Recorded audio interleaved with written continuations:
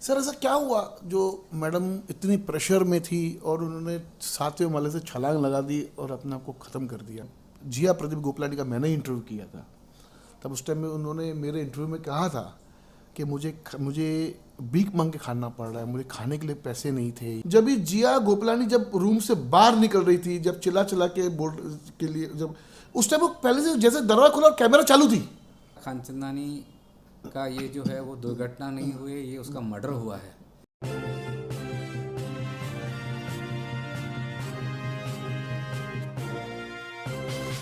Mahalakshmi sales, Shivaji Chowk, Ulhasnagar. Ulhasnagar में electronics का one stop store, जहां पर आपको मिलती हैं बेस्ट डील्स।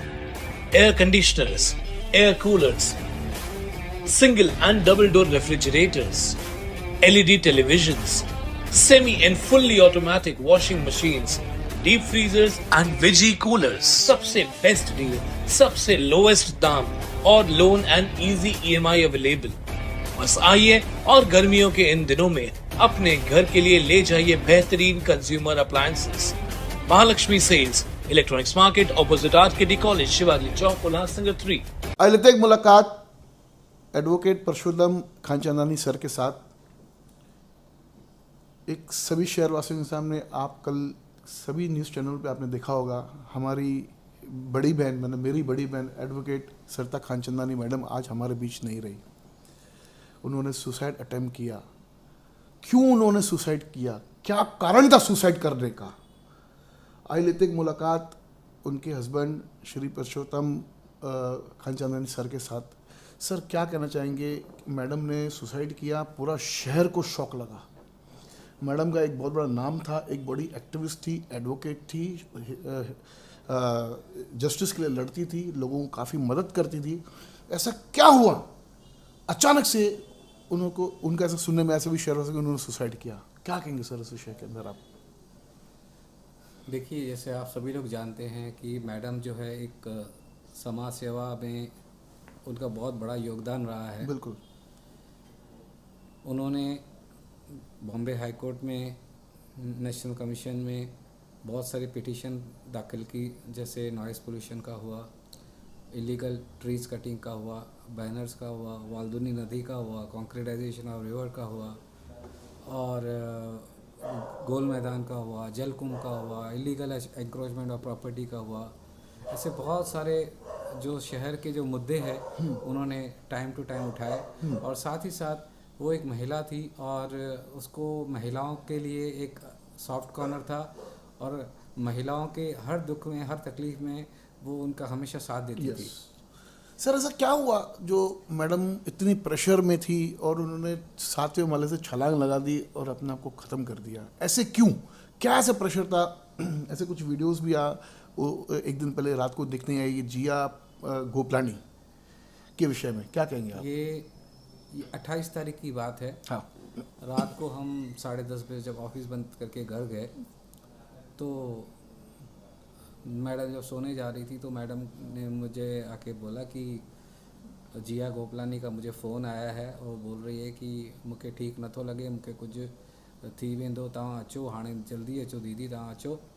और फिर मैडम जो है 11:15 बजे जो है वो जिया के यहाँ गई, क्योंकि जिया को वो अपनी बेटी से भी ज़्यादा समझती थी। क्योंकि हमारा जो, जहाँ हम लोग रहते हैं ऑफिस में, उसके पीछे का जो एक रूम जो है, जो हमने अपने आराम के लिए बनाया है, वो जो एज अ जिया को हमने एक क्या कहते हैं इसको, रहने के लिए दिया था। न उससे हम भाड़ा लेते थे, ना हम लाइट का बिल देते थे, ऑन द कंट्री हम उसको राशन भी पहुंचाते थे। मैडम का एक सॉफ्ट कॉर्नर था उस जिया प्रदीप गोपलानी की तरफ, क्योंकि वो एक दुखियारी थी, क्योंकि उसको उसके ससुराल वालों ने निकाल दिया था, उसको उसके मायके वाले भी सपोर्ट नहीं कर रहे थे। तो उनका कहना था कि ये जाएगी कहाँ ये औरत, ये जो समाज है उसको तो उसका गलत यूज़ करेंगे।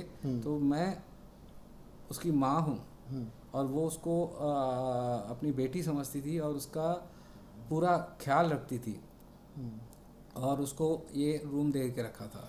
सर मैं आपको बताना चाहूँगा, जब भी जिया प्रदीप गोपलानी का जब ये विषय जब मैडम ने उठाया था, जब कुछ 1 वर्ष पहले की बात है कि जिया प्रदीप गोपलानी का मैंने इंटरव्यू किया था, तब उस टाइम में उन्होंने मेरे इंटरव्यू में कहा था, मुझे 2 बच्चे हैं, एक लड़का है और एक लड़की है। जब मेरा लड़का 5 साल का था तब मुझे घर से निकाला गया है।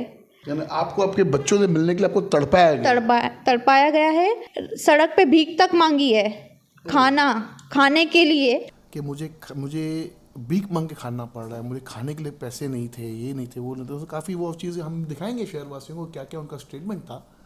और सर इतनी मदद करने के बाद में ऐसा क्या, मतलब क्या लगता है इसके पीछे कोई पॉलिटिकल मोटिव या कोई जैसे कुछ पॉलिटिकल बातें हो या कोई ऐसा कोई पॉलिटिकल कुछ पीछे कोई सपोर्ट हो? क्योंकि सर मैंने एक कैमरा देखी, जब भी जिया गोपलानी जब रूम से बाहर निकल रही थी, जब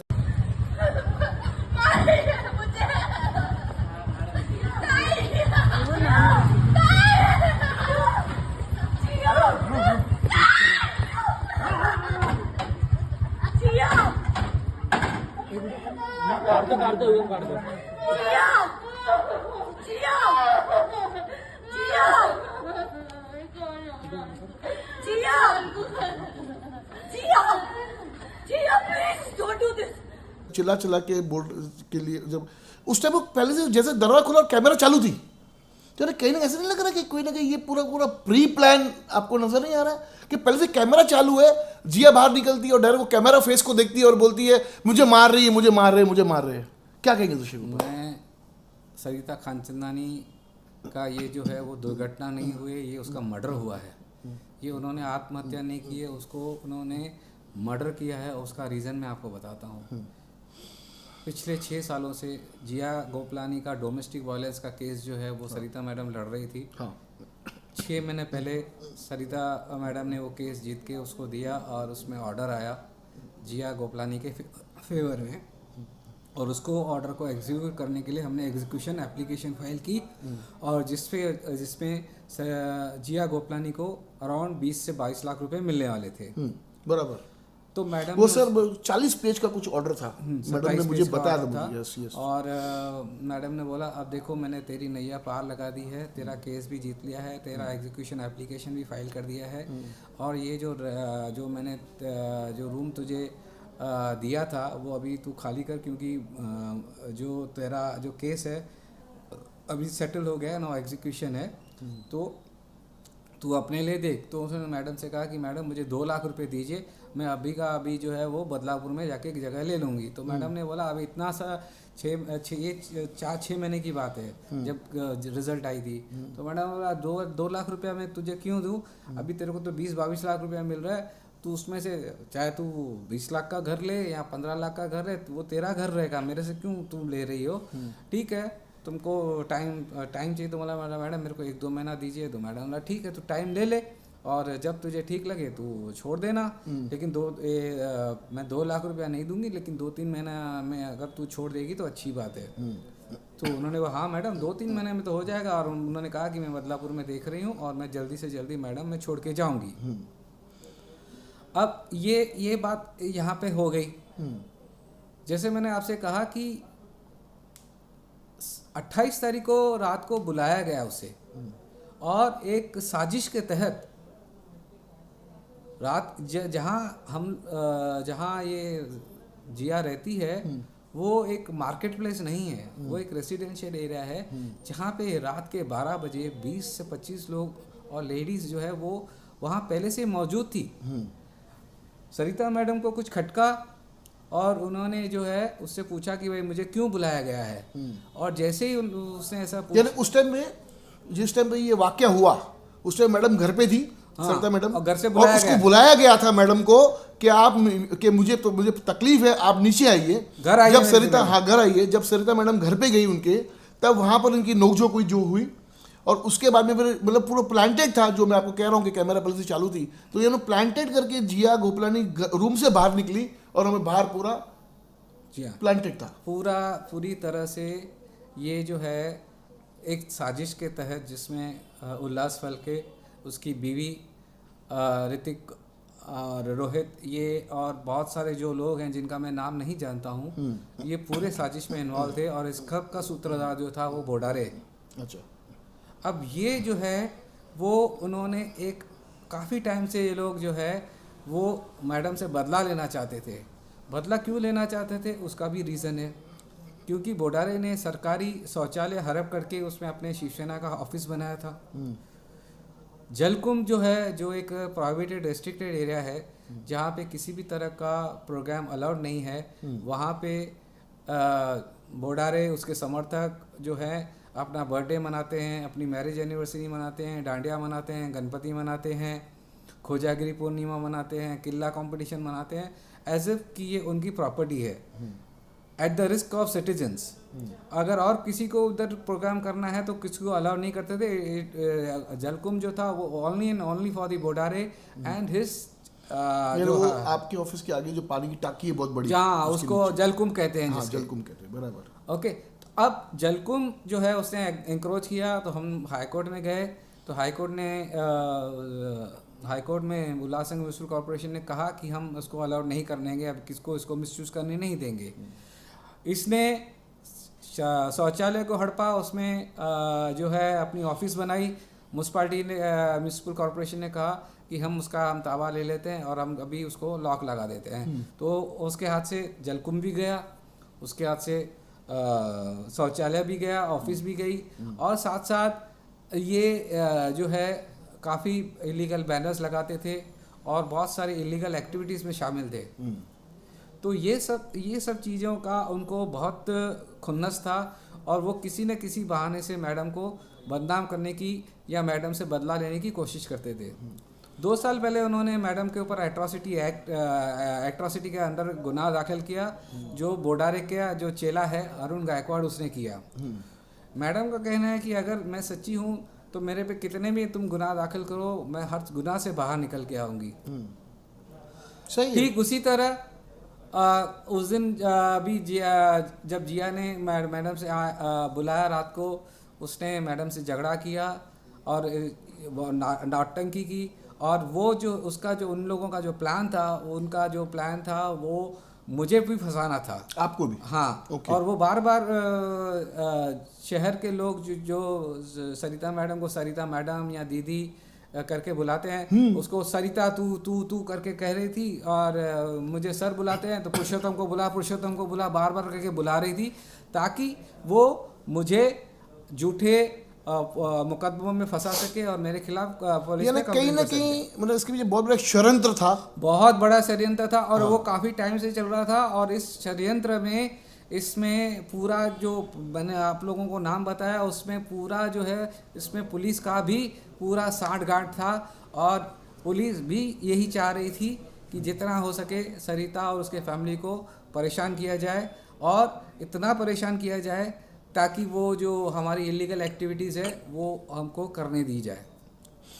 यानी सर अभी आप क्या संदेश देना चाहेंगे जो आज मैडम के फॉलोअर्स हैं इतने पूरे शहर भर में, आज वो काफ़ी दुखी है उन सब चीज़ों, बड़े धक्का लगा उनको, आज क्या कहेंगे मुझे फॉलोअर्स को? मैं उनके संवेदनाओं से मैं अप्रिशिएट करता हूँ कि वो मैडम को इतना चाहते थे। मुझे सिर्फ इस शहर से नहीं, बम्बई से भी फ़ोन आ रहे हैं, और पूरे महाराष्ट्र भर से फ़ोन आ रहे हैं, पूरे काफ़ी हिंदुस्तान के अलग अलग शहरों से फ़ोन आ रहे हैं, संदेशे आ रहे हैं। मैडम ने ऐसा कार्य किया क्योंकि मैडम के कार्य में सच्चाई होती थी, ईमानदारी होती थी, और जो काम करती थी वो दिल से करती थी। उसमें कभी भी उसका खुद का हित नहीं रहता था, उसमें हमेशा उसका समाज का हित रहता था।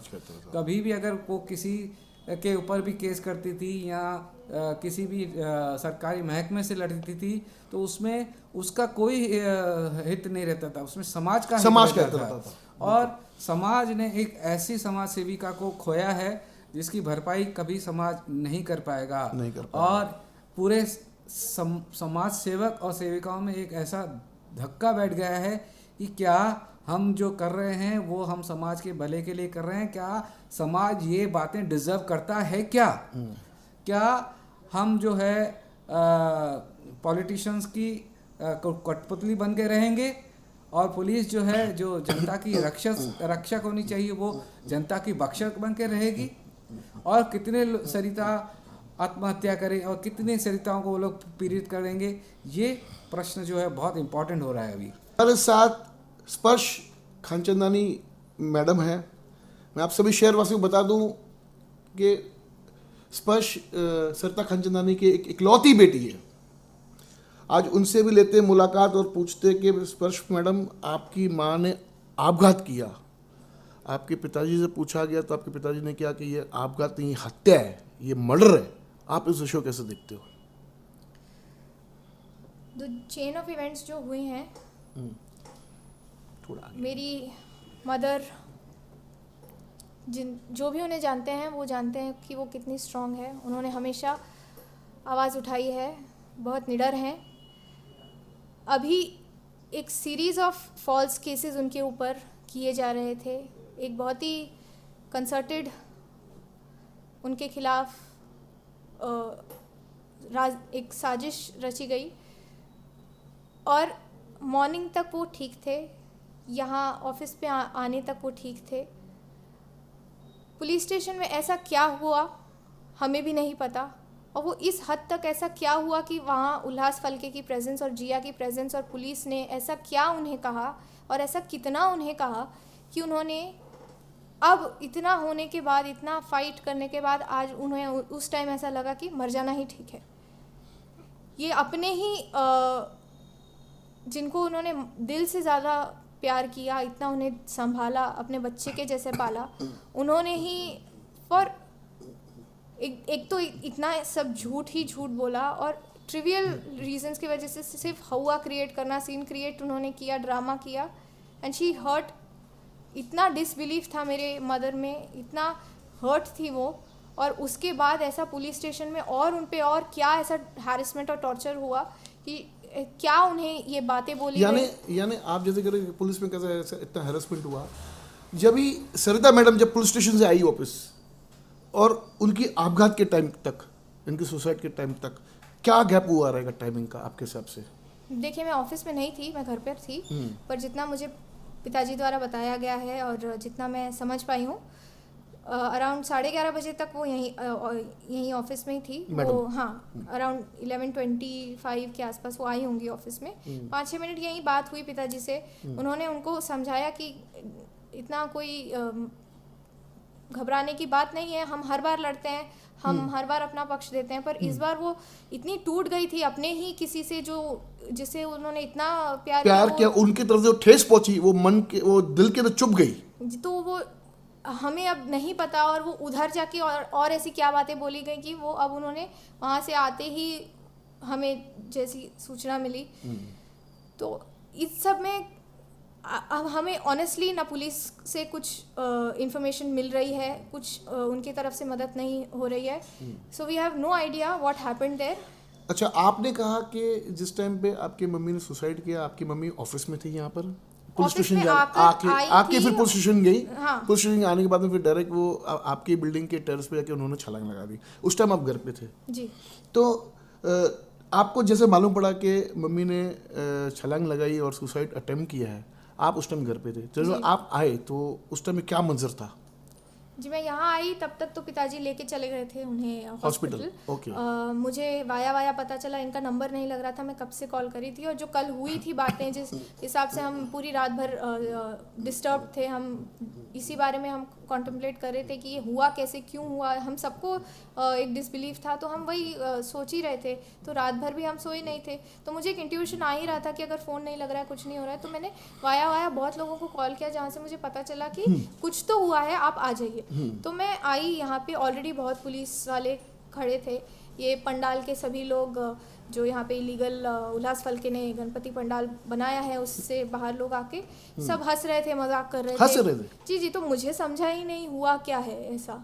तो उन्होंने मुझे बोला कि बालाजी हॉस्पिटल आप जाइए। यहाँ पे जो लोकल लोग थे उन्होंने फ़ोन लगाया, उन्होंने बोला बालाजी हॉस्पिटल आप जाइए, हम शायद पुलिस से उनका कोऑर्डिनेशन था, क्योंकि जब मैं पहुंची ऑलरेडी पुलिस वहाँ पे बालाजी हॉस्पिटल में थी और पहुंच मम्मी गई को है। वहाँ से लेके जाया जा रहा था, शिफ्ट किया जा रहा था मैक्सी लाइफ में। तो मैं वहाँ पहुंची हूँ और मैं एम्बुलेंस में बैठी, तो ये ही हुआ। अच्छा, उसके बाद में फिर ऐसे सभी शहर में चर्चा थी कि मैडम लाइव है और मैडम को एम्स लेके जाया जा रहा है, तो उस टाइम आपको उसकी बात की सूचना थी कि एम्स लेके जी जाया जी जा रहा है? हाँ, मैं वहीं थी मैक्सी लाइफ में। पूरा इंस्ट्रक्शंस डॉक्टर की जो यही थी कि we don't have machinery equipped, इतना नहीं है हम कि वेंटिलेटर के साथ सीटी स्कैन कर सकें, तो आप एम्स में ले जाइए, वहाँ पे हो जाएगा। एंड अभी शी इज़ रिस्पॉन्डिंग। उन्होंने दवाई दी थी जिससे उनका पल्स वगैरह पुश कर रहे थे पुश वो कर लोग, रहे थे। बट ऑन द वे ही उनका पल्स चला गया था। वो हम दोनों को समझा, पिताजी और मुझे, हम दोनों एम्बुलेंस में ही थे। But obviously we are not medical professionals, तो जो हमें अंदेशा आया, जितना हम जानते हैं ईसीजी वगैरह मॉनिटर देखते, तो हम उतना समझ पाए। जैसे हम एम्स हॉस्पिटल पहुँचे, डॉक्टर्स ने जो वहाँ की ईसीजी रिपोर्ट थी, उन्होंने भी बहुत कोशिश की, बहुत लंबे पेजेस की ईसीजी निकालने की, but क्या नहीं हुआ, जस्टिस broad की, dead। किस प्रकार की जस्टिस की आप मांग करते हैं सरकार से और पुलिस डिपार्टमेंट से? जो यहाँ के लोकल पुलिस स्टेशन है, we are absolutely in disbelief. जितना हमारे साथ हुआ है, यहाँ के जितने पॉलिटिकल इन्फ्लुएंसेस हैं वहाँ पे, जिस तरह वो उसको मटीरियलाइज कर रहे हैं, जिस तरह हमें आज तक बताया नहीं जा रहा है कि हम पे क्या हुआ है, कैसा हुआ है। यहाँ पे पुलिस होते हुए भी इतना टाइम लग जाता है कि हॉस्पिटल पहुँचाने में। तो ऑलरेडी पुलिस का प्रेजेंस होना, मैं जब आई हूँ तब तक ये पुलिस पंडाल वालों के साथ बैठ के हंसी ठहाके मार रही है, तो हमें बिल्कुल भी भरोसा नहीं है यहाँ के पुलिस पे। We want the case to be taken up by इधर थाने क्राइम ब्रांच और द मुंबई क्राइम ब्रांच, और काफ़ी सीरियस इन्वेस्टिगेशन होनी चाहिए इसकी, कि ऐसा क्या होता है पुलिस स्टेशन में कि एक महिला जो इतना स्ट्रॉन्ग रही है, जिसकी हिस्ट्री इस क्या लगता है सेल्फलेसनेस की है। आपको सरिता खानचंदानी मैडम के सुसाइड के पीछे क्या हो सकता है, कि आप किसको दोषी मानते हो? जिया गोपलानी, उल्लास फलके की वाइफ, और ऋतिक फलके और रोहित फलके, इनको आप गुनहगार मानते हो? और ये सब under the instructions of their political bosses, उनको मैं दोषी मानती हूँ। और all the police officers who are hand in glove with this entire nexus, उन्हें मैं दोषी मानती हूँ। अभी कुछ ऐसे थी कि इन सब के होने के बाद में पुलिस ने किसी को गिरफ्तार या किसी को इन्वेस्टिगेशन में बुलाया है, कुछ ऐसे आपको जानकारी है? पुलिस बहुत ही अच्छे से हमसे बात कर रही है, इतना अच्छे से कि हमको कुछ बताना ठीक ही नहीं समझ रही है। अच्छा, ऐसे और गलत स्टेटमेंट देने में और ज़्यादा फास्ट फॉरवर्ड चल रही हैं। तो I am in no knowledge of any such development, which is very unfortunate. That's it. देखेंगे कि कब जस्टिस मिलेगा हमारी मैडम सरिता खानचंदानी मैडम को, क्योंकि जिस प्रकार से आज उनकी बेटी ने जो इस प्रकार के आरोप लगाए हैं, तो पुलिस को एक ठोस कदम उठाना पड़ेगा। मैं रिक्वेस्ट करना चाहूँगा या जोन 4 के डीसीपी साहब को कि आप थोड़ी तेज़ी से इस केस को के पीछे छानबीन कीजिए, और जो सही मान में जो गुनहगार है उसको पनिशमेंट मिलना बहुत ज़रूरी है। नहीं तो आगे चल के ऐसा होगा कि अगर कोई बेचारी, कोई लाचार कोई औरत होगी तो उसको कोई मदद नहीं करेगा। जिस प्रकार से आज मैडम ने जिया गोपलानी को मदद किया, और उसके एवज में क्या मिला मैडम को आपघात करने की नौबत आ गई। कि इतना ही कहना चाहूँगा कि जल्द से जल्द सरिता खानचंदानी मैडम को जस्टिस मिले, पूरा शहर मैडम के साथ रहेगा। धन्यवाद। देखते रहिए फिर सुबह की न्यूज़ चैनल।